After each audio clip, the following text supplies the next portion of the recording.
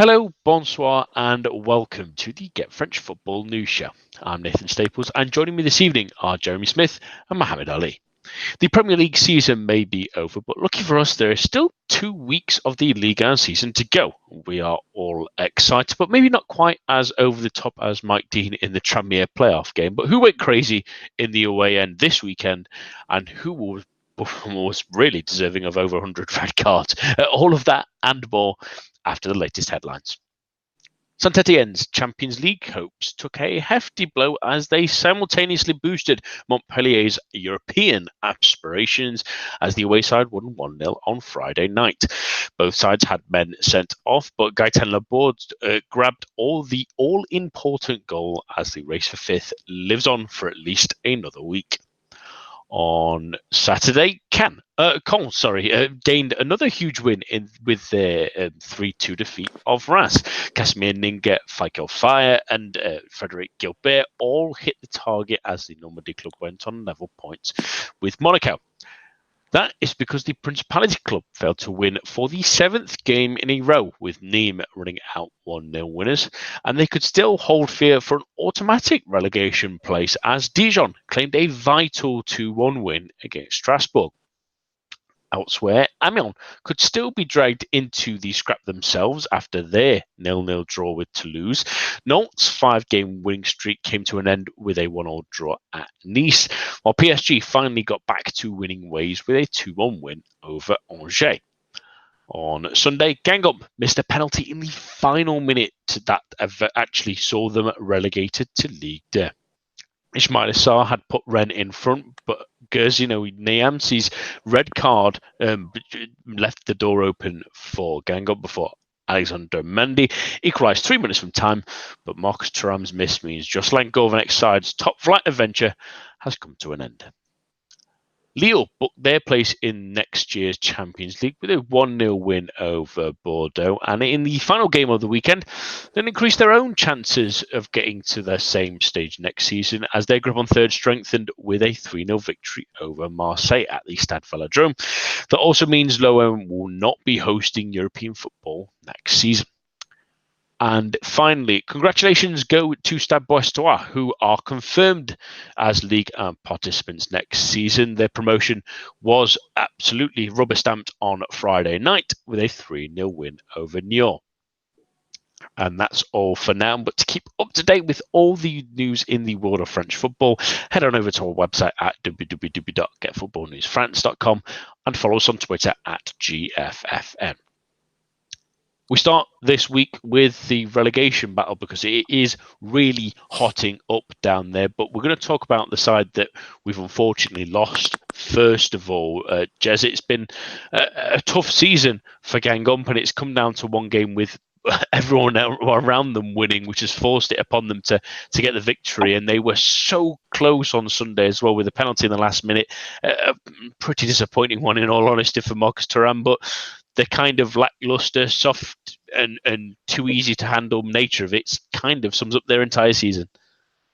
Yeah, I think that's probably fair. You look at the goals for and goals against charts, and they're quite relatively comfortably worst in both categories, and it's hard to argue. As difficult as it is, because I think they're a very likeable club and Gourvenec's a very likeable coach. It's hard to argue that they don't deserve this, really. And they've played well in phases. I think there was a really positive run where they tightened up the defence, and it looked like they were going to maybe be able to go onto a run to save themselves. I think at one point they did kind of rise up to third from bottom again, but then I think, as we've discussed in previous weeks, there were just those sort of sucker punches of the kind of late equaliser that Monaco got against the sort of the 3-3 draw with Strasbourg that maybe they should have held on to win, and then it was even against Marseille 2-1 down. The ball comes off the bar, could easily have gone over the line. It didn't. Marseille go straight up the other end and score, and just in the end, I think they just ran out of steam, and probably the way the match ended yesterday maybe sums them up. That they fall behind. down to poor defending. They show character to get back into it. Then they do get a chance to grab a late draw, which would have given them still would have been odds against them staying up, but it certainly would have given them hope for another week. It was a soft penalty, and Marcus Thuram, who I stand to be corrected at some point in the future, but I still think that his greatest attribute in his game is his surname.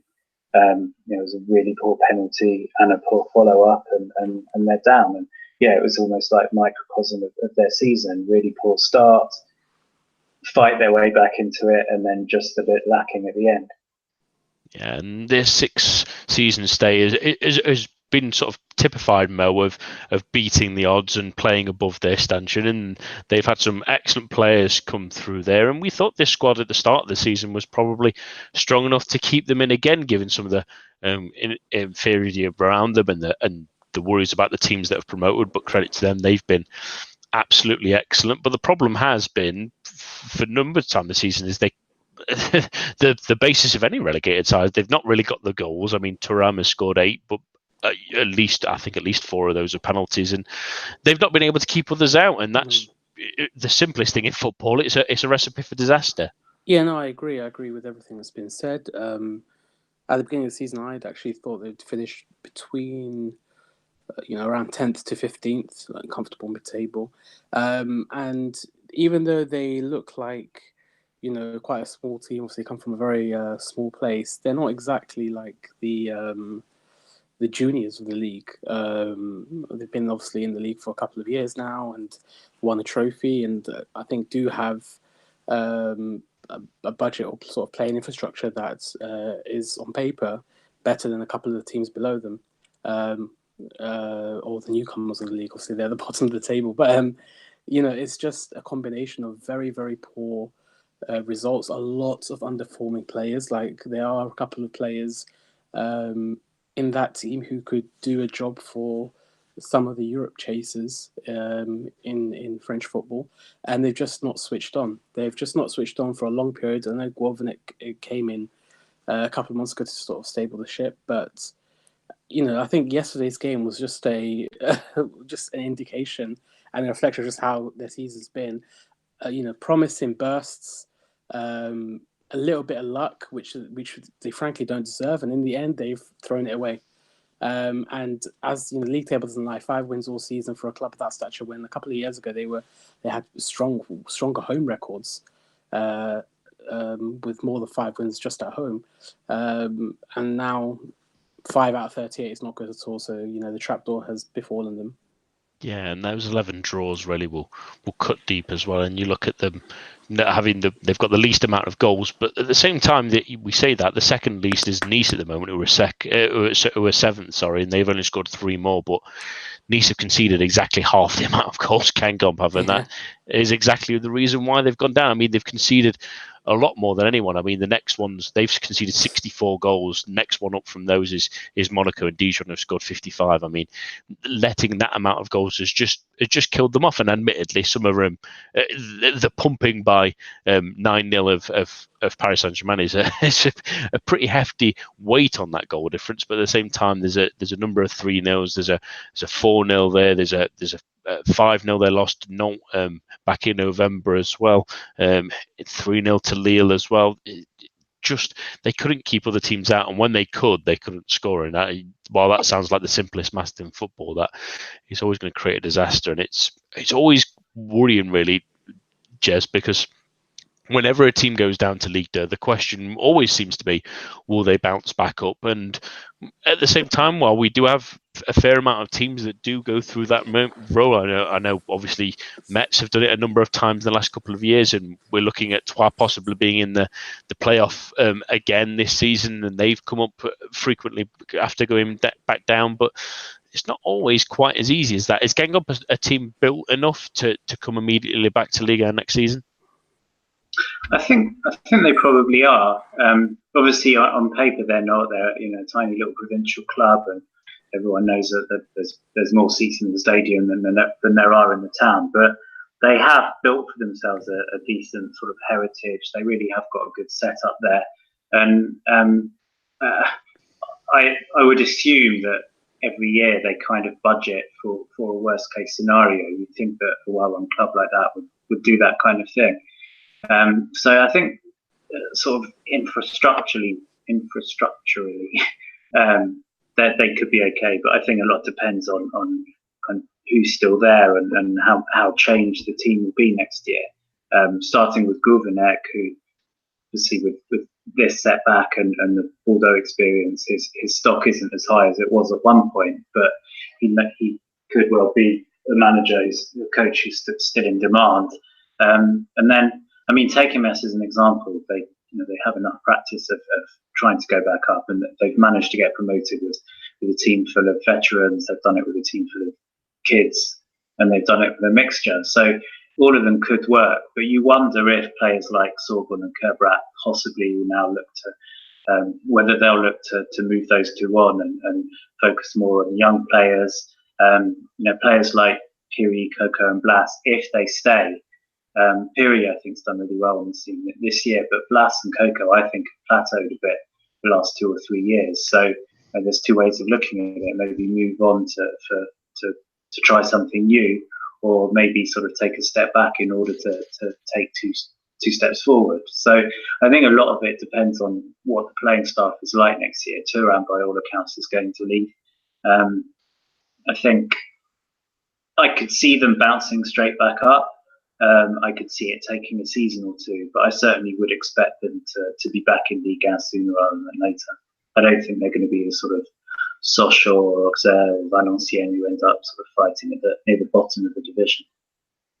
Yeah, it's going to be interesting to see how they can manage this step down, because like you say, some teams tend to take it quite gracefully and spring back up, but some teams, even we thought someone like Lorient would be someone that would come straight back up, but they've struggled to try and replicate that, and others, but we shall wait and see. And importantly, that's why a lot of other teams are really picking up the pace at the moment, and starting with possibly the most important result, Mo, it is Caen again. If we keep mentioning that they were awful for a long period of this season, and we've mentioned that they just won't let themselves die, but really they're on a tear now. I mean, they've won 3 of their last 4, getting 10 points now from a possible 12, which is unfathomable, really. At some point, we thought that they'd be down to bury. And now, not only are they in a decent spot for the relegation playoff spot, they're starting to pull others into this relegation fight to make it what could be a sort of 4-way battle for the last 2 games of the season. Yeah, absolutely. Of course, I think it's not the first time that they've sort of tried to pull off a great escape. And if there's a team that you want to bet on, sort of playing when it counts, it will be them. 3 wins out of 5. It's obviously a very, very good recent record, and I would like to bet on them to at least leapfrog Monaco. But of course, they've got a very difficult game next weekend against Lyon, which is obviously, I think, a fixture that they've done pretty well in recently. So we don't exactly know, but I think the players are standing up now. They are, putting everything on the line, which the same can't be said for Guingamp or Monaco, for example. But I don't know, Mercadal, I don't know what to say. I don't know what to think really about teams who have played really, really poorly, like you mentioned, for such long swathes of the season, and in the last sort of 5 to 6, 7 games, they're now just putting the results in. Because if you look at the results Caen have managed, and then sort of the preceding results, look at the comparison, not much has changed apart from a bit of urgency. Like there have been like narrow wins over Monaco. They've obviously beaten Dijon. They've won away in Nice, and high flying Ram as well. That's just in the last month or so. But then couple that with before the heavy defeats to Saint Etienne, the failures to win against Toulouse and Amiens and Montpellier, sort of just very, very lax performances. Obviously, they're also a team that hasn't scored that much. I think it's about 20, 28, 29. Just a couple more than Monaco, if I can remember from the goal difference. It's just, I don't know really what to say when, how to evaluate a team who've just shown what they are able to do, and they are able to pick up some really decent results at home and the odds result away as well. But it might be too little, too late going into next weekend against Lyon. Just who knows?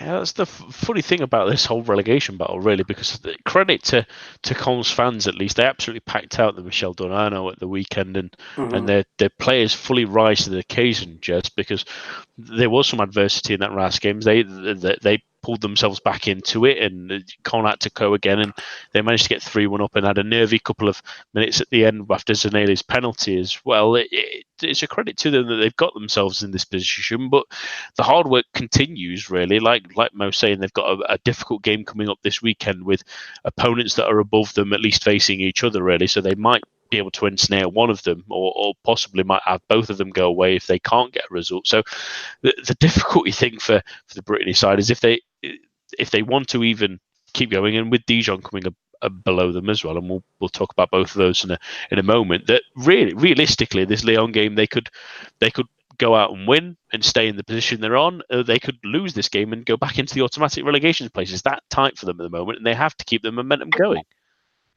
They do, but the form that they've been in recently, I mean, to be honest, even if they were to lose against Lyon, as long as it's not a real thrashing, they're still going to be in touch, and not necessarily in their own hands. But say they have a narrow defeat, even if Monaco were to have a narrow win against Amiens, which isn't at all a formality the way they're playing at the moment, and the fact that Amiens is still fighting to be absolutely sure of staying up as well.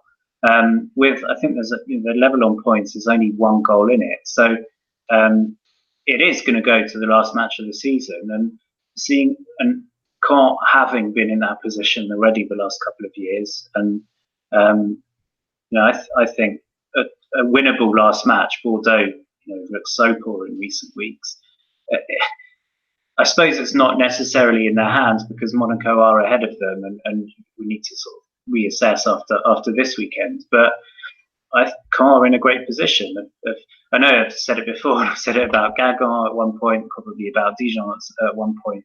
That they're the form team, and with those other two, we've seen that at some point, obviously, you lose your form, and it doesn't necessarily mean anything. But you've got to think that at the moment, of those 3 teams that are Monaco, Caen, Dijon, they're certainly the ones who surely have got their tails up on the recent form that they're having. And this weekend, even it wasn't even it was a 1-goal win in the end. But we certainly don't usually expect Caen to score 3 goals in a game. So if their attackers are starting to fire as well, I wouldn't say there's a feel-good factor, but considering at some point they look dead and buried, and again, I think this 18th place playoff place makes such a difference because it gives someone a second chance. I think they've got to feel confident that at worst they'll get that playoff, and I really think that when you look at their respective form at the moment, Monaco could well drop into the bottom 3. Yeah, and that's the really interesting thing, because we've mentioned a few weeks now, Mo, that Monaco seem like they've gotten themselves out of it, but now they are absolutely within the thick of things now. They're only a goal above Caen, and they're only a level on points with them at the moment as well. So things can go south depending on how results go in these last 2 games. But they were pretty dreadful against a Nîmes side that have been in great form, but it could have been 2 or 3 really to the home side in the end. Monaco didn't create an enormous amount, and it's a real worry because yes, for a lot of these sides, it's a blow to go into Ligue 2, but it's almost unfathomable for Monaco, isn't it? Yeah, absolutely, and obviously not discounting the fact they've already been relegated once this decade. But if you just look at the sheer amount of talent on the pitch, I think someone on Twitter was saying that they've not seen a team that stacked go down. Apart, not counting Juventus, obviously the forced relegation in 2006. That this is just a very talented team on paper. It's just unfathomable for a team of Monaco size, especially considering where they were just 2 years ago in the as champions. It would be a very, very sad sight to see. But then again, it's just their tactics not working. The players they're not a cohesive unit. If you just looked at the game on at the weekend against Nîmes, it was just very, very lax. Nîmes went ahead early on, and the players, sort of the team that was put out, did not really have the urgency, have the deliverance to put Monaco over the line. And it's a continuation, obviously, against Saint Etienne. They were ahead for a while through that game away against Rennes, and against PSG. This is obviously a very poor PSG team at the moment. Just poor performances, unable to see our matches, and with the experienced players in the team, it's something that's very, very surprising. I personally don't think that they will go down. I think next weekend's fixtures will go some way to sort of deciding which teams are favourites to go down, which teams will stay up, and just by quirk of the fixture list, I guess that they are playing a team just directly above them at home, a weaker team, far weaker team on paper, and I expect them very much so as a Leonardo Jardim team, as a former champion, to really secure 3 points. But then again, with the way they're playing at the moment, it's anyone's guess. Yeah, and that's the funny thing, really, going on to the team that we're facing at the weekend, Jez, in Amiens, and we can talk about sort of both teams in this, but we thought they were pretty safe, and in all honesty, looking at it, they have been picking up points, but they can't seem to grab a win. They've drew against against Toulouse at the weekend. They got a draw against Montpellier the weekend previously. There's draws here, there, and everywhere. In fact, in the last 10 games, there's only 2 games that they haven't drawn, and they've won one and they've lost one of those. So they're gaining points, but at such a slow rate to everyone else below them gaining points that it's pulled them back in. And yes, a point at the weekend will pretty much do them, really, in terms of at least automatic relegation, you would think. But at the same time, if they lose to Monaco at the weekend and can't get the 3 points, they're in the relegation playoff place, and that, even a couple of weeks ago, more so than even Monaco, seemed like it was an impossibility.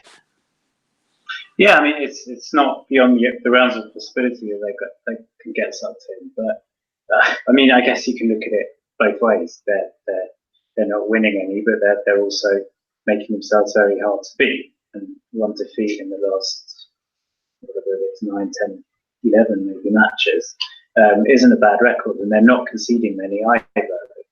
3 against Nantes, but Nantes in great form at the moment, and generally they're being tight at the back. So even if they were to lose to Monaco, I think probably that cushion's just about enough. And if it isn't, they're at home to Guingamp in their last match. So if they were to lose that, then to an extent, you'd be tempted to say, well, that, if they got relegated because they lost to Guingamp, you kind of be tempted to say they deserve it.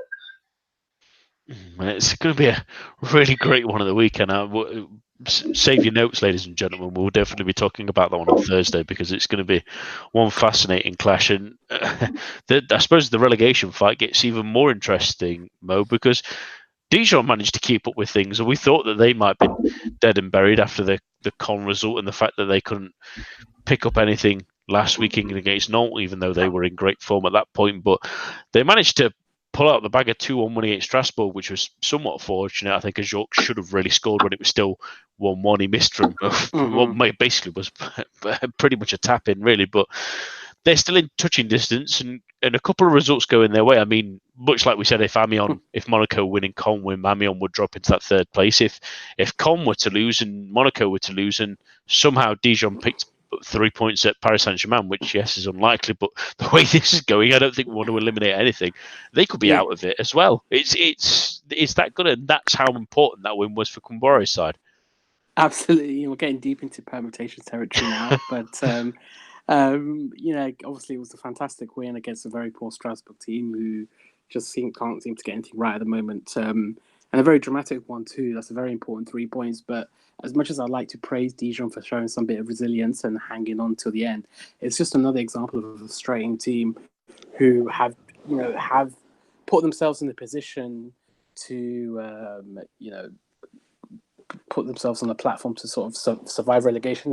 They've picked up, was it in early part of April, some really decent results where you thought, hang on, if they manage to solidify these results, they will 2 wins in the draw, one of which obviously came against Lyon, at Lyon, which is a highly satisfying result for them.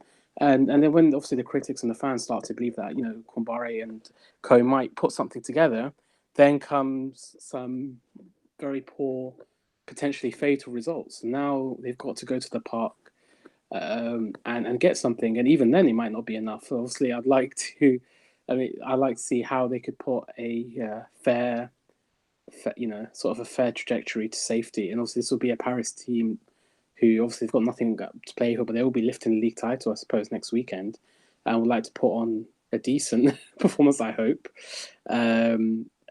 I just can't see it. It's just another example of a frustrating team who have left it perhaps too little too late. That 1-0 defeat against Caen a couple of weeks ago will potentially deliver the fatal blow. I mean, I don't know whether they'll still be able to make it to at least the playoffs. I think their final game's against Toulouse, I think. Depending on a whole other set of results going one way or another, it still potentially might be possible. But, it's inconceivable at the moment. Yeah, and that's the crazy thing. But the difficulty comes just that Dijon really wouldn't want to face Paris Saint-Germain, even though they've not been in the greatest of forms, really. But for all of them in the last couple of games of the season, it's a strange combination of, like we say, Monaco facing Amiens. So either someone's going to drop points there, or both aren't going to pick up enough. Should Caen pick up a result, which they've got to try and get at Lyon now, and Dijon have got to try and get a result at the Parc des Princes. And then you look at the weekend ahead, and then Caen maybe have an easier fixture at Bordeaux. Dijon possibly. But you never know. Yeah. You never know. I mean, we saw. I can't remember if it was this last season or the season before, when Caen, who obviously needed a result in Paris, ended up scoring very late on through Rodelin to secure their safety. So obviously it's doable. It's just I'm not sure whether Lightning will be able to strike twice. But that's the thing as well, though, isn't it? If some of the crazy results happen and we still have a 4-way fight in that last game, I mean, Amiens have Guingamp as well, which they would expect to win, and Monaco have got to try and win at Nice in what is a real rivalry game, not the kind of game you want to be finishing on against Patrick Vieira. So, Jez, it's really heating up. I think we're just all neutrals, at least anyway, hoping and praying that it maybe somehow mixes up so it's a 4-way fight. Maybe if Dijon win, Caen draw, let's say Monaco wins, that's 36, 35, 34, 34 going into the last game of the season, and it could be really, really mad. And here we go again. But at the same time, do you think Dijon can really get a result against Paris Saint-Germain? Because even if they do, like Mo says, if other games go their way, it could be curtains for them anyway. So they kind of have to go for it. Yeah, I mean, realistically, if they lose and Caen want to get a draw, that's probably it. And if my maths is right, and this is the fixture that Dijon lost 8-0 last year. Obviously, very different circumstances. It's in the middle of the season, so PSG were still playing for something. Neymar was sort of in one of his little periods where he could actually be bothered.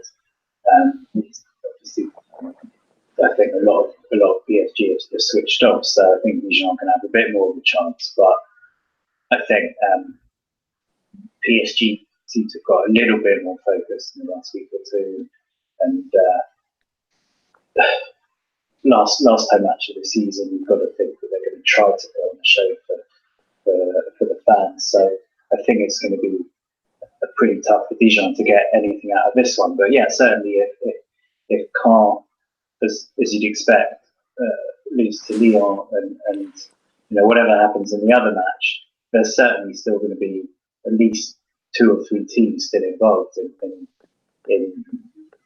the battle for, I guess, 18th or 19th place. 18th or 17th place. So yeah, there's definitely still going to be some. I'd be shocked if there isn't still something to play for last match of the season. Yeah, here's me fingers crossed for that scenario I said earlier. I know some of the fans of those teams won't be too happy to have a 4-way race and their hearts beating all the way through that Friday. As you guys said, sort of for the most part, it seems like teams have got a very winnable match and a very losable match. So it just, I guess it depends how they do in the match they're expected to win and which one of them can grab some kind of surprise result where they're not expected to. Yeah, it's going to be a fascinating last couple of games. I can't think of any other battle. Maybe the race for Europe in Italy, but anything else that's coming down to the wire like this, as close as this, it's going to be really fascinating to watch and see if there's any more twists and turns. I mean, just to bookend Go this, ahead. I would my personal sort of recommendation, or what I want to see happen next week. I would like to see Dijon to beat PSG. Exactly, Dijon to beat PSG. That's obviously a given. Caen to draw at Lyon, and Monaco and Amiens draw as well, and then we would have, I think, 2 points separating the four going into the final weekend, and then I think that would be definitely a lot of fun. Yeah, that'd be 3 teams on 34, wouldn't it? And Amiens on 36 as well. So that will keep it nice. We've got 2 permutations we can enjoy now, at least anyway. Like I say, let's hope that it's going to be one hell of an exciting end. And on that Friday of the last sort of game of fixtures, it could be a real cracker to watch at home as well. On to matters further up the table, and the big game on Sunday between Lyon and Marseille that all but put Lyon into Europe, but unfortunately for your side, Mo, is all but absolutely confirmed that Lyon will not be competing in Europe next season, which is a bit of a disappointment. And it's been a tough season, especially that sort of dry period, really, but in the middle of the season that's crippled them in the end. But last night was just a sort of accumulation of a number of things. It was a couple of silly moments from Lyon players diving around a little bit, but Marseille also not taking some of their chances and defensive mistakes costing them again. Yeah, well, where to begin again? I think you're a bit polite when you're saying, a bit of a disappointment. It's a massive disappointment. It's a massive disappointment, but again, I think you get what you deserve. I think for too long, OM have been playing. I think, if I can remember, since March, since that sort of small period where they won 5 out of 6 games, there's always been like a 15-minute window where they do play really well, where chances are created, numerous amounts, often missed, but the team do play with a bit of fluidity and a bit of urgency as well. But that's always only been for a 15-minute. Either comes right at the beginning of matches or sort of just after the halfway point. And again, it happened yesterday, I think, just after half time with the introduction of Thauvin. OM did play a lot better than they did in the first half. Gustavo, Sakai, and Ocampos all had chances. I think Lopez was kept pretty busy. And then comes the eventual switch off. It's just something that's been definitely unable to sustain. And if it hasn't cost them before against Guingamp, like you said, hit the post, went at 2-1, a result that could have helped them on their way to safety. OM eventually saw out the game. But obviously it's come to their detriment several times against Amiens, against PSG, against and other occasions as well. And yesterday was the same thing. Lyon, I think, could walk away from that game and say that was not our most difficult away game. That was not literally. I think we had more of a fight from Dijon or Nîmes or something. There was just they were pretty poor themselves, but took their chances when it was presented. OM have a very, very floppy defense, and in the end, you get what deserved. I think a lot of fans are thinking that things are not averagely bad, if I can say that. They're hoping for the maximum sort of set of failure to ensure that a lot of change gets done. And if OM did sneak into Europe through the back door, then we'd have to put up with more of the same next season. So there are positives to this, but obviously there's a lot of negatives to deal with first. Yeah, and a number of things that will be sorted out in the summer, and we'll come on to those in a bit. I'm going to talk Lyon to Jez at least anyway to mix this up a little bit, because it was a good result at least for Lyon. The scoreline probably somewhat flattering, given that they maybe took advantage of the chances. Depay had a few as well that were pretty severely missed, but at the same time they gifted Marseille a few opportunities there, but they'll just be happy to be trying to get over the line. They got the favour they needed from Montpellier, which means they're now 4 points above Saint-Etienne for that third spot. And if Chelsea win the Europa League, that would also be an automatic group stage spot. So they'll be cheering on them should they confirm that spot at the weekend against Dijon. But much like we've mentioned all season, that's not a guarantee that Lyon will be able to get the 3 points, because they do tend to play up or down to depending on their opponent. But more importantly, at the weekend, they got the result they needed. Yeah, I think it went as well as it could have gone for them. I think going into the Lille match last week, they picked up a bit of form before that, but that was, it's not that long ago that they were apparently in a complete crisis. So to get 4 points in those two matches, I think I think most Lyon fans would have taken that beforehand. And the Saint-Etienne result was a huge bonus as well. So now they look relatively comfortable, as long as they don't, as you said, sort of do their usual and stuff up when they're expected to win. They look pretty well set for third place, and even by their standards, a massive shock if they got to that. And just everything looked a lot better yesterday. Apart from Depay, maybe most of the players who've had a bit of criticism this year stepped up. I think Ndombele's been sort of on and off, but he looked up for it. Aouar, who I have to say, I think he's a fantastic player, but I think for a lot of the season he's been awful. I'm not sure why. Just because he's a sort of golden boy, he gets away with. I don't think he's been criticised as much as he probably deserves, but he was great. And I'm still not 100% sure if the first goal came from an Aouar or a Terrier shot. But if it was Aouar, he basically had a very good part to play with 3 goals, which was impressive.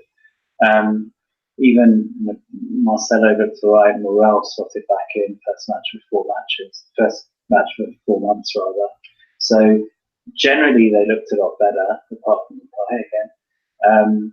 And I still think they have to look back on this season as one of disappointment in general, because I really thought that they could perhaps give PSG a little bit of a fright, and certainly should have finished in second place. So to finish third, as you'd expect them to, and to possibly have to qualify for Champions League, to get to the home semi-final in the Coupe de France, but not get further. I think the Champions League one was impressive, but apart from that, I think they should have done better than they've done this season. As ever with them, a lot of what happens next season depends on who stays, who doesn't. I think Olas will do as usual. I think he probably genuinely does want most people, apart from maybe Fekir and Dembele, possibly Depay to stay, but everyone's got their price, and if you can negotiate good deals, you may well see a few more players from that league. And then obviously the big unknown at the moment is who's going to be coaching them next season.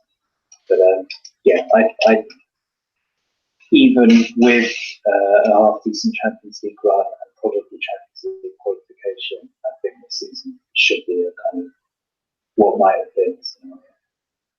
Well, yeah, we know the coaching situation at Lyon, at least in terms of there will be someone else at the helm next season. And as for Marseille, Mo, it's a little bit more up in the air. I mean, it's expected, at least anyway, from Rudy Garcia's point of view, that he may be in charge, although his agent is looking at other opportunities should he see the sack. But he seems pretty confident, at least anyway, of his ability to stay. But there was a sort of statement in the sense that he left Tovan out and they had to bring him on this one as well. And Marseille in these big games as well, struggling. I know they sent out the stat earlier that in their last 30 games against Lyon and PSG, they've only managed 1 win, 10 draws and 19 defeats. And obviously not all of that is on Rudy Garcia, but at the same time, it's been a pretty dreadful 2019 from him, and statements like that, leaving out what arguably, even though he's in poor form, your best player, it's one of those sort of final death knells of a manager that maybe out of a job come the summer. Exactly. I think that whatever. Obviously, I've been in this podcast before, and I've talking about sort of Rudy Garcia, and just he's no longer a good fit for OM, and it might be through sort of the tactics that he's putting now, the fact that he's been unable to find a coherent, static 11. Obviously, I think he's changed his team. I think about over 40 times in the 46 games OM have played this season. And the fact that the players don't respond to him anymore, they're players such as Luis Gustavo, which he left out a couple of weeks ago for several games. who has expressed his displeasure at repeatedly being forced to play at the back when OM have obviously a complete set of defenders. It's something that's not gone down well with the Brazilian. And one thing that struck me this week was I think the club puts out a YouTube video of sort of behind the scenes footage of like sort of the dressing room, the manager's team talk and whatnot. And there was an extract from the game against Strasbourg last weekend, where OM did draw 1-1 and Steve Mandanda had saved the penalty, but the defenders had been too sort of static. And on the third sort of follow-up, Strasbourg get it in. And that's what riled Garcia in the dressing room. And he screamed at the players, like visibly screamed, saying, you don't trust your teammates. I've been screaming for the touchline, saying, Max Lopez going with the follow-up, Amadi go for the follow-up. None of you listen. You don't trust your teammates. You thought Mandanda had obviously not saved the penalty. I mean, I was shocked that, he doesn't really save that many. And he ended with that's the problem with you guys this season. You don't trust each other.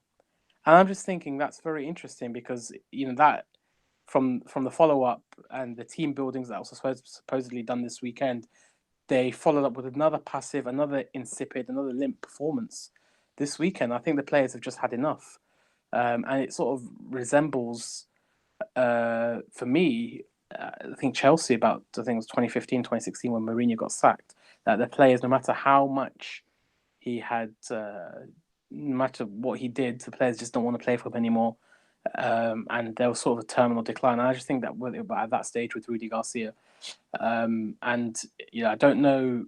I mean, I think that he will be sacked. I think from a Europa League final to no European football at all within 12 months is obviously a massive failure against the objective set, especially considering that this was a season when the club was bought in 2016, that within 3 seasons, the club would be back in the Champions League. They finished 5th in 2017, 4th last year. So obviously with the investment that was made last year, 3rd or better was the expectation. 4th, depending on the criteria, like last year, I think OM can budget for that. But the fact that they're 6th, no guarantee that Montpellier, who still can get European football, they can overtake Montpellier. I don't think that might be the case. It's an abject failure. So I do think he needs to pack his bags and just a massive readjustment needs to be made.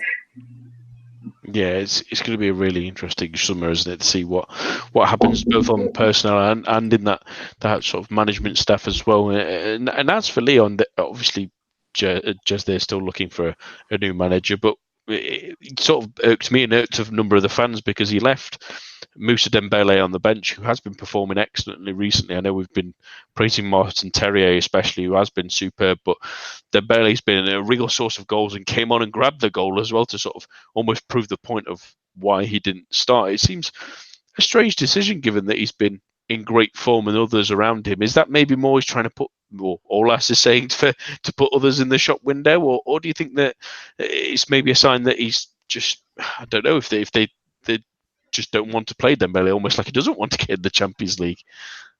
I'm really not sure it is, to be honest. I don't know if they're sort of remembering that the way that Depay finished the season last season, and although the last couple of weeks he's fallen back into mediocrity, there was a 2 or 3 week period where it looked like he was kind of gearing up for a strong finish again.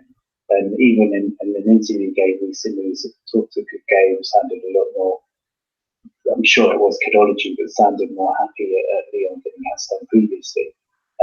So maybe it is a thought that, whatever we think of him, however his season's been, on his day, he is a real match winner. So I think he scored the winner against the last minute winner against Marseille away from home last year. So maybe sort of Genesio had that in mind. But you look at their relative form at the moment, and I don't understand how Dembele isn't starting. Possibly because he does very well when he comes on, he's going to be one of those players sort of unfairly labelled as an impact player. I don't know, but you can't ask for him to do any more than he's done whenever he is given a chance, whether it's starting or coming on the sub. And I don't know, after he scored, he seemed to look to the bench and give a bit of a glare. It's hard to say because he's got those kind of starry eyes anyway, but didn't it wasn't a sort of wild ecstatic celebration. So I wonder if there was a sort of point being made there. And it was a fantastic goal as well. Really good. I mean, good build up from Dembele, but a really good finish by Dembele. And then, I can't, unless he was carrying a knock, and I haven't seen anything to say he was. I can't see how Depay is getting into that starting lineup ahead of him at the moment.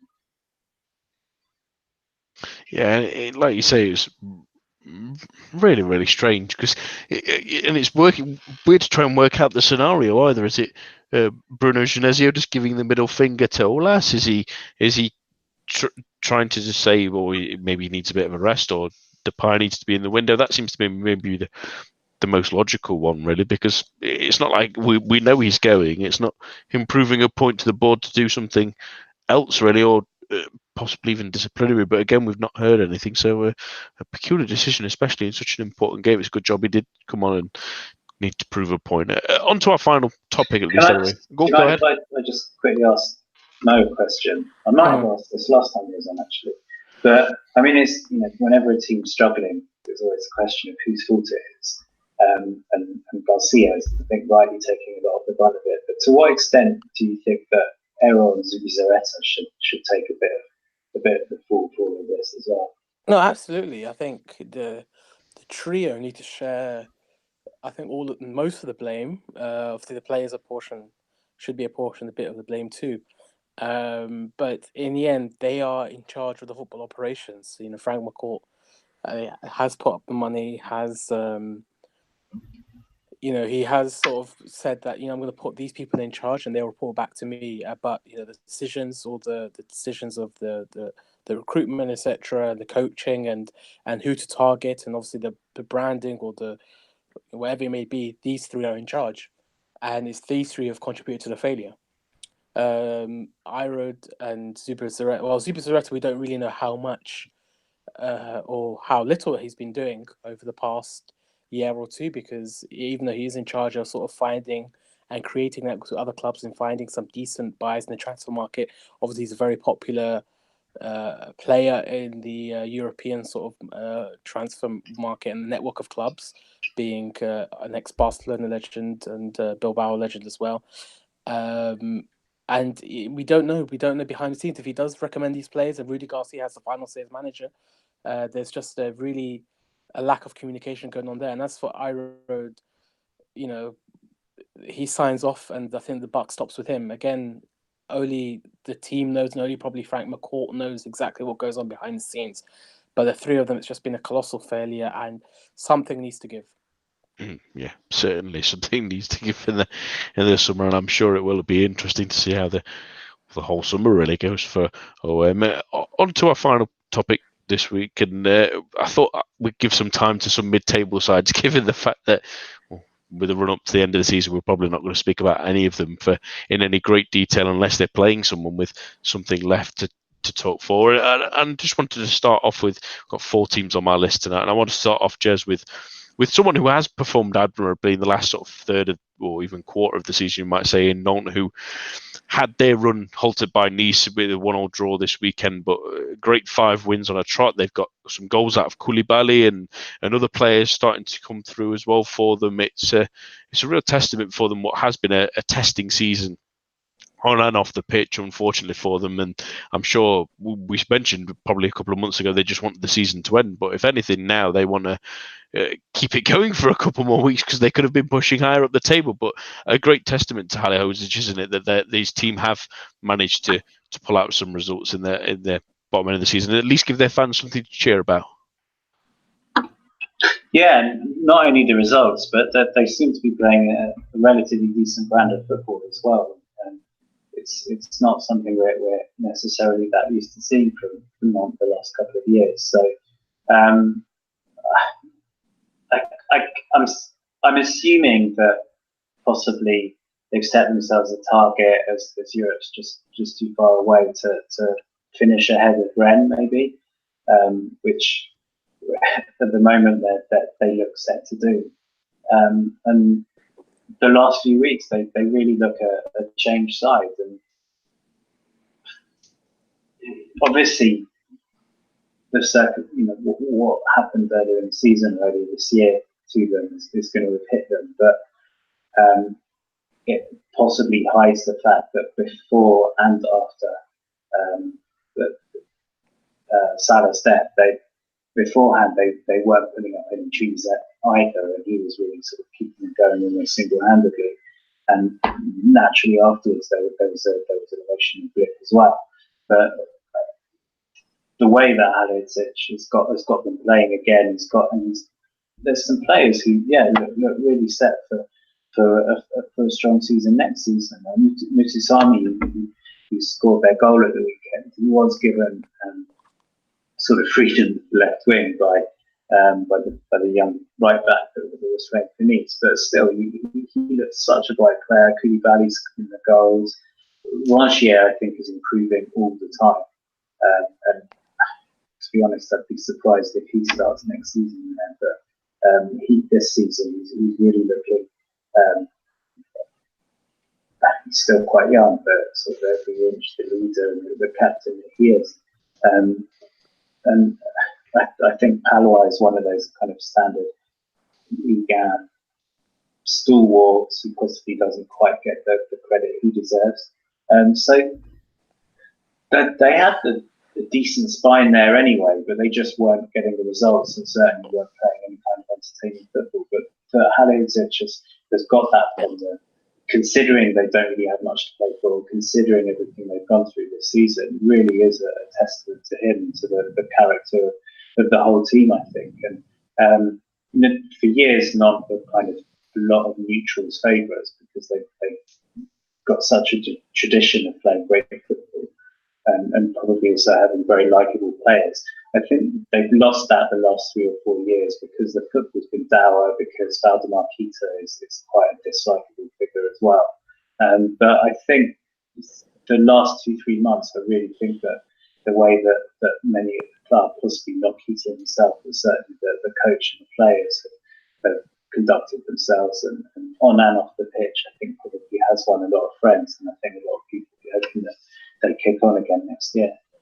Yeah, and the real hope as well is that the sort of Emiliano Sala saga doesn't continue to drag on with reports over the summer from Cardiff's end or from FIFA's end. Let's hope that they can try and solve something amicably quickly so that that Nantes can do some business in the summer as well as finally move on from that scenario as well. And credit to them for focusing things back on the football field because they have been excellent in the last couple of weeks. And then the side that stopped their big run, Nice, Mo, it's been a funny season for them because we expected maybe a little bit more in one sense because of Patrick Vieira, but in another, they'd lost so many players in their summer and the finances had started to drain out of them a little bit that it was inevitable that they were going to take some kind of a dip. So it's been what has been somewhat of a successful season for Vieira, but there's certainly gaps to be filled in the summer, especially if, the likes of Saint-Maximin and Attal goal, if those two goals, that's 12 goals gone for one thing, but they need some firepower, they need some reinforcements, and if Vieira can nickel and dime the owners a bit to get some more cash out of them, they could be an interesting side next season because he's laid the right foundations. Yeah, absolutely. I think it's funny is exactly the word that you need to use when describing their season. I mean, they've only lost once in their last 7. And they do have sort of the industrious side rather than a flamboyant, flashy side that they were about 2-3 years ago. Maybe that's the image that Vieira sort of projected to the team. I think you could see from the fact that they've scored so few goals and have still managed to be 7th. I think 2 or 3 points behind Marseille, 5 behind Montpellier, maybe, which is exactly the sort of position that you maybe have predicted for them at the beginning of the season as a decent position for Vieira in his first season. But there's something that needs to be changed over the summer. I don't exactly know what's going on with the ownership because obviously this was supposed to be Chinese money. Through Chenli, is supposed to take Nice to at least a higher level or keep them as a stable force, because at one point they were on Saint Etienne's level, or you know, you can arguably better in the 2015, 16, 16, 17 seasons where they were pushing for Europe and then the Champions League as well. So obviously, while seventh is not exactly a massively disappointing season for them, but sort of the manner that they've been unable to close out games, the fact that they're unable to really convert chances into goals. Saint-Maximin aside, their top, I think joint top scorer is Atal, which is you don't want your left back or right back to be the top scorer or joint top scorer. Obviously, that just is an indication of just how weird their season has been. So I don't know how they'll finance their summer. Obviously, they've got two massive assets which they can sell for roughly between 35 and 40 million euros, and if they can fit, the owners are able to use that money into giving, or the vast majority of that money in providing Vieira with some transfer options. It'll be interesting to see what they can build for next season. But overall, you can't really massively criticize Vieira for the work he's done this season. Yeah, and going on to my next team in Angers, Jez, they've had a really nice end to the season, at least anyway, that dragged them away from any trouble they were maybe sinking themselves into slowly at the end of sort of January time. They were still in 15th, but a good turn of results, as always seems to happen in the second half of the season for a Moulin side recently, has made sure they've stayed well clear of danger. And again, they're just always a bit like Gang Up have been for the last couple of seasons before this. They're always punching above their weight. They've got some really nice players in their squad that have started to perform. I mean, in the last couple of weeks especially, I mean, Fulgini's had a decent season. So has Jeffrey Adelaide has started to come into his own a little bit. And then especially Flavian Tate, who might even be looking at a move away this summer. He's been absolutely excellent for them, especially in that game against Monaco, I remember, in their draw. But again, much like Moulin has been in the last few seasons for Angers, he's a stable force that they've backed, and he's proven yet again, and a great signing in Bahok, and I should also mention as well with his 11 goals as well, which is vital at this end of the season. It's proving that once again he's, while maybe not always considered for a higher job in Ligue 1, he is an excellent Ligue 1 manager. Yeah, I think stable, consistent is probably the best way to describe Angers. Don't mean that as a criticism at all. Like, you look at their record, it's more or less the same number of wins and losses, a few more draws, which is kind of standard for them, and again, some proves that they're difficult to beat. Exactly the same number of goals for and against. It's kind of, like I said, it's not meant as a criticism at all, but they're a very kind of middling, average club. But for a club like Angers to be like that, I think is punching well above their weight, and to be able to do it consistently for 2 or 3 seasons, I think is fantastic. And Moulin, in a way, I'm not sure that he's ever received a nomination for Coach of the Year, but I think the great work he was doing there has really gone unnoticed. And yeah, they've built a really good spine. I think Boutel has always, I think, been a consistent good goalkeeper. They've still got Traore and Thomas around the defence, who have always been solid. Back that first season back in Ligue 1 with their amazing defensive record. And yeah, you mentioned Fulgini. I think he's a fantastic player. He's another one of those who, because he's so versatile, probably doesn't get the recognition he deserves because he's popping up in a different position every week. But I think it's so important to their squad. And I have to say that I've never been entirely convinced about Balkan or Hernandez, but Moulins getting the best out of them as well. And again, at the weekend, there's a couple of flashy bits of skill that are doing the rounds from Neymar on social media, but for the most part, I thought Angers sort of gave them a good fight. They got back into the match at the end, and it was good to see Moulin being quite bullish at the end and complaining about the lack of injury time that was played, because he felt that there was room there to even grab an equaliser, which was good to hear. So yeah, Angers should be relegation candidates every year, and that they're not even sort of not saying they're not close, and certainly at the end of the season they might have fallen down a couple of places because they've got a couple of tough matches to finish, but that they never really have been in the relegation reckoning, I think is just shows what a great job Moulin and his team are doing, and it would be nice to see them sort of push on as well next season. But as ever, with so many of the French teams, it just depends who's there, because the team that comes out in late July or whenever the season starts could be very different to the team that finishes in a couple of weeks' time. Absolutely, and finally, sort of for these mid-table sides, Toulouse on the opposite end of the scale for a number of those. They'll be pretty glad the season's had to end. It is coming to a close for them. They'll be pretty glad that there's also at least 3 teams that are worse than this season, which means they are going to stay comfortably in Ligue 1 next season. But there's a lot of work to be done after they lost Lafont and Diop, that they needed to reinvest smartly, and they haven't, is maybe the best way of putting it, really. They've absolutely relied on Maximilien Gradel, and if he was to go or to pick up an injury, it would have been much, much worse. So there's a lot of work to be done in the summer, isn't there? Yeah, no, I think, well, you pretty much explained it all there. The fact that they've just been middling along, and they're pretty lucky to be in a position where results mean that they're very, very, very likely to stay up. But I think conditions are right for them having a very difficult season if they're unable to put in some really smart moves this summer. We've seen many examples of clubs who have stayed in the bottom half of the table or towards relegation, and one season or another, it's either great escape or it's either a sort of limp over the line sort of scenario. But then the season afterwards, there's no hiding place, as Gangar can attest to this season. They can't rely on one player. They can't sell their players and bring in some sort of average players to replace them, all in the name of saving money or having a low budget, because they'll be in a position where this time next year, perhaps their sort of run of lives or their luck will run out.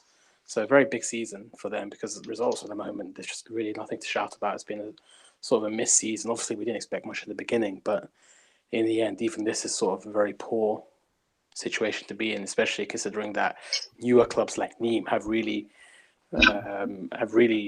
sort of caught the ball by the handle and made a really good start to their life in the top flight.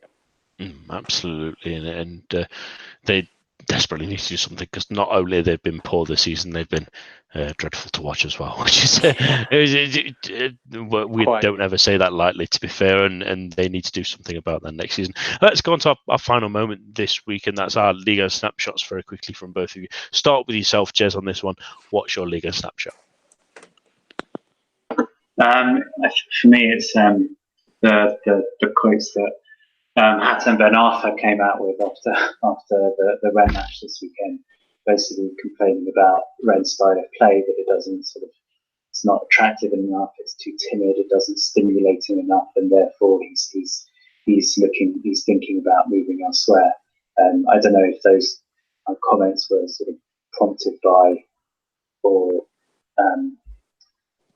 but basically he was booed off when he was substituted by the Rennes fans. So I don't know about sort of cause and effect, but Mo may well feel differently because he's had Ben Arfa in his team. But for me, that's just classic Ben Arfa. That his talent has never been in dispute, but his ego and his team ethic has always got him into trouble. And I know that he's one of the nominees for Player of the Year, but to me that's an absolute joke. I don't think he's even been close to being Rennes' best player, let alone one of the 4 best players in the league. And I think it's pretty disrespectful to treat a team that I think it's fair to say has kind of resurrected or saved his career this season and given him another title or cup winners medal, to disrespect them publicly like that. I think it's pretty shoddy of him, and wherever he goes, and I hope when do dump him, I hope that he ends up not going anywhere special, and wherever it is, I wouldn't expect him to do anything to pull up any trees there, or he'll do his usual thing and sort of do something special for a couple of months or so, then his ego is going to get massively inflated again, and it will all go wrong again. And I just find it really tiresome, and I hope that wherever he does go, it's not in France, so we don't have to keep thinking about it. Yeah, he flip-flops between being entertaining and excruciating, doesn't he? And I don't blame you for maybe getting a little fed up with it. Mel, what's your Ligue snapshot? I probably put Lille. I think that we've not mentioned that at all in this podcast, but obviously they've qualified for the Champions League and sort of bookended a fantastic season. I think one thing that struck me was that you have to remember this time last year, in fact, that this day last year, they'd survived on the first penultimate weekend of the season. And it's not like they've done anything crazy. They've not injected 80 million into the squad. They've continued sort of more or less on the same trajectory that put them in that position in the first place. The only difference being Christophe Galtier, who's, I think, really exceeded to another level in his reputation as a manager by providing a massive overhaul. The same young players are still there, the same high potential, buy low, sell at a high value sort of strategy is still there. The tactics and stability that is brought in, as well as the astute buyers, Jose Font being an example, have obviously, just put, all the ingredients put together to have a fantastic season. I wish them well for the Champions League next year. Yeah, absolutely. Although minus points slightly for Galtier this weekend for admitting that wonderful free kick was not something they'd worked on in training and was more instinctive, which is kudos to the players. But if you're a manager, keep your cards closer to your chest. It makes you would have made him look a little bit more smarter if he'd have been the one to pull that off. But it was a fantastic goal. Yeah, absolutely. But come on, be smarter, Galtier. Come on, make yourself look a little bit smarter than that. I'm going to save mine for the new side in Ligue 1 that we'll see next season in Stade Brestois. Great to see them back in Ligue 1. Poetically, sort of 6 years after they left, they swapped places with Genk up them, and they'll swap places again next season. They've had a terrific season under Jean-Marc Foulin, and I'm sure we'll talk more about it on Thursday when we speak to Adam, who's seen a lot more of them in Ligue 2, but a couple of big names that we remember from times in Ligue 1, especially Gaëtan Charbonnier, who's been absolutely terrific for them in front of goal this season, and great to see them back in Ligue 1. And please, everyone else in England, don't get too excited that there's a team called Brest in Ligue 1 next season. Just, control yourselves if you can. Can I just very quickly on Brest? It sounds like Foulin's probably going to leave in the summer, and I think it's partly because of disagreements with the powers that be there. But I think he came out with a quote this weekend that he prefers being in Ligue 2 and the sort of challenge of promotion, and just generally prefers sort of winning more matches than losing them. I just thought that was a really interesting quote, and not the kind of thing that you hear from players or coaches. But there's definitely merits to it, and you can sort of see his thinking. But maybe it's more interesting, kind of masterminding promotion pushes than sort of scrapping around to try to survive in the top division. And I wonder if there's a few more that think that way but wouldn't admit it publicly. Yeah, it's going to be interesting then, given that they're topsy-turvy, if that's a topsy-turvy summer for them. But given that a couple of sides that came up last season had a similar scenario of at least losing players or having a bit of difficulty, then hopefully it won't affect them too much. But we'll wait and see on that one. That's all for this evening. My thanks for Jez, Mel, and all of you listening at home. Join us for the preview show, which will be back on Thursday, and the main show will be back at the same time, same place next week. A bientôt and goodbye.